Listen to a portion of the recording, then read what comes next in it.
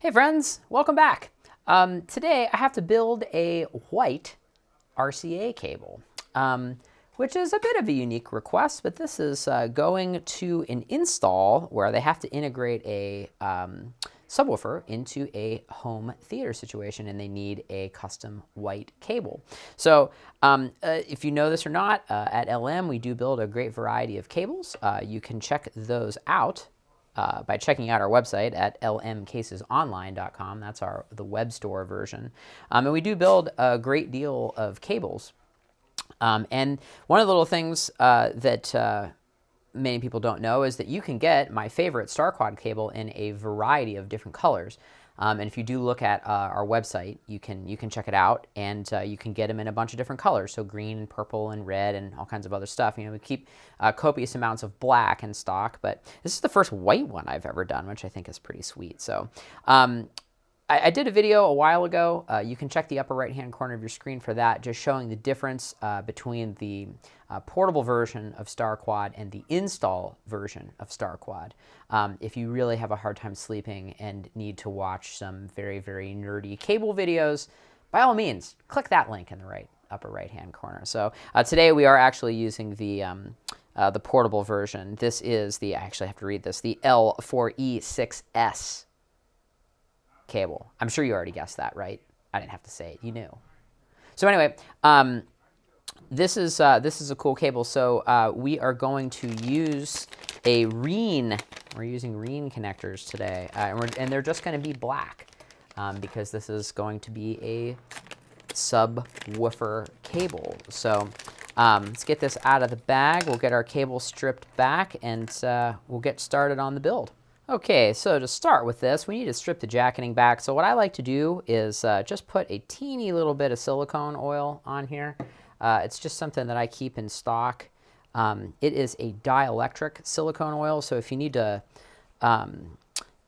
lubricate a pot or something like that, it will work nicely on that. But sometimes when you're sliding these boots on like this, it will help you just make that process a little easier. So I'm just going to get that boot on there, and then they have these little strain reliefs on the Rean connectors too, which actually they have a huge cut in this right here, so they don't have like a split.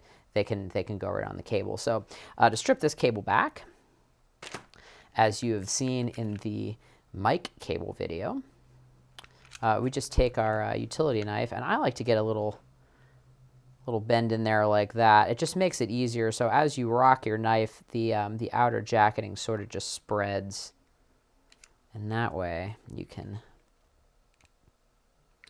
sort of just peel this jacketing back.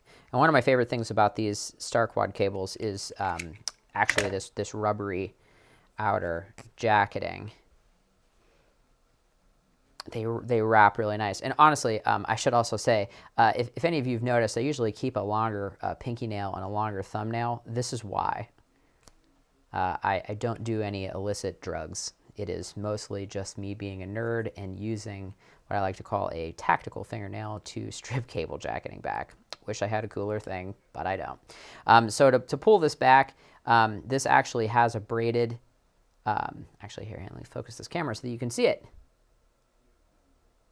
This actually has a braided jacketing on here like this, which makes the cable a bit more flexible. The install version actually has a foil, so because of that, the install cable is a lot easier to build, so I usually keep a greater amount of that because our work is install-based and not necessarily portable, but in this application we're using this.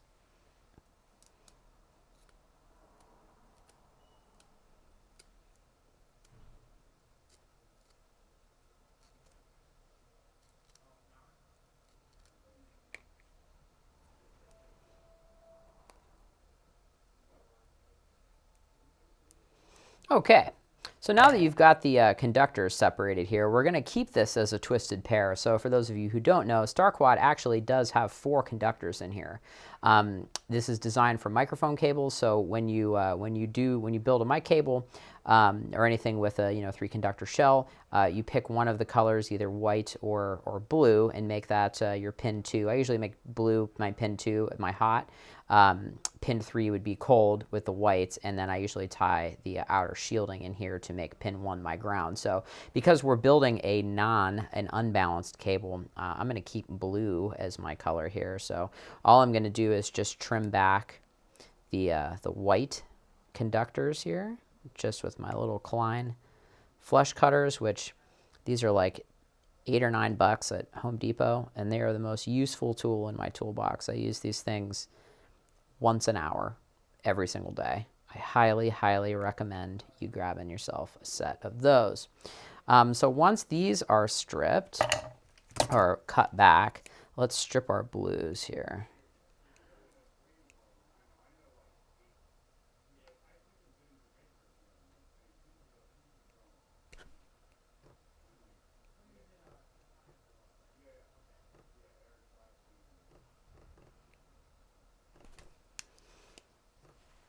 Okay, so the key with Starquad is you need to keep the pairs twisted.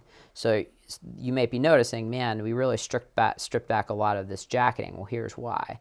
So if you take these and pinch these with your finger, just like this, and twist the cable and let the cable twist in your hands, you can get the pairs to twist nicely.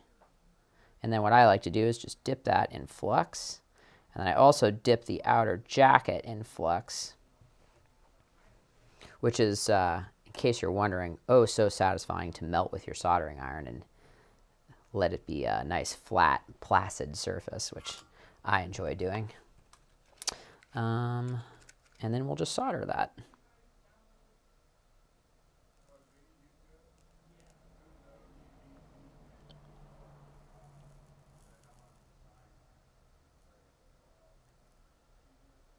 Okay.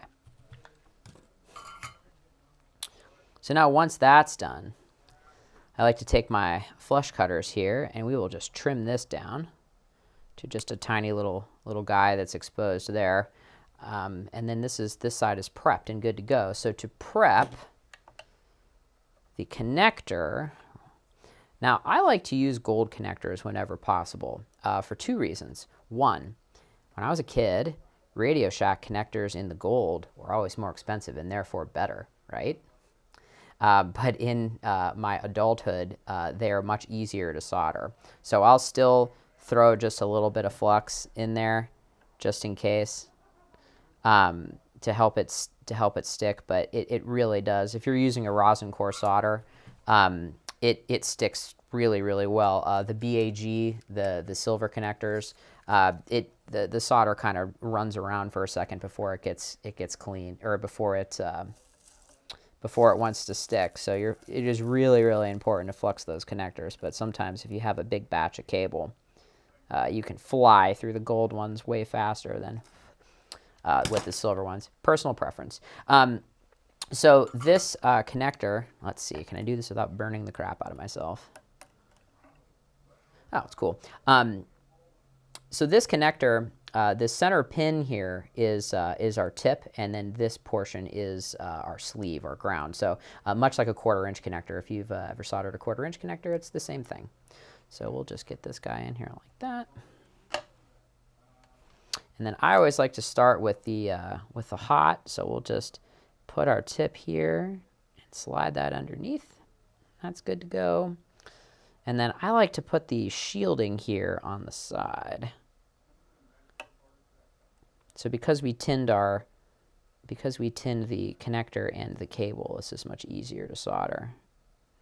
And as you do a million of these things, you can kind of bend the cable at will, and it'll do what you want. So once you have it at this point, all you have to do is just give it a little wrap like that, and that longer ground wire. Yow, it's hot. So now that, now that this is done, we can just put our little crimp guy over here like this. Now I purposely cut this a little long like this, if you can see where the jacketing starts and this begins, because one, on this we have a long barrel, and two, this strain relief is not really designed for this thick of cable. So by doing this in sort of a cheater way, it will go together quicker. And if we did our math right, you won't see any of the raw cable.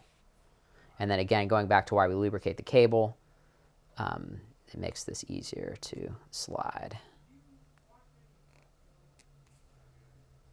So this goes together just like this. The only bad thing about the lube is it makes it very slippery, but conveniently enough, there's a little cut on this connector right here. So if you take your wire strippers, they have a little cut built into the top there. Give you a good grip. And as soon as you start to feel resistance, that's the strain relief in there going.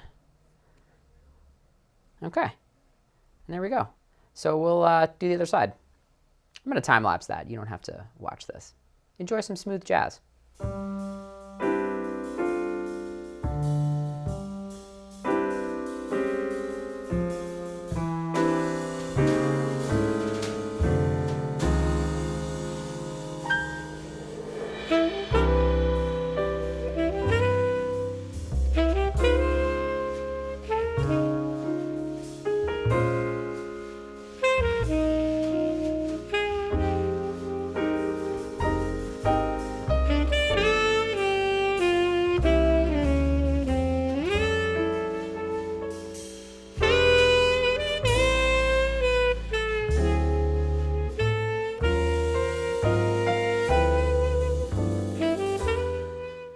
Okay, so that wraps this project up. Our white Starquad cable comes complete with a LM Tour Systems, a little Velcro strap.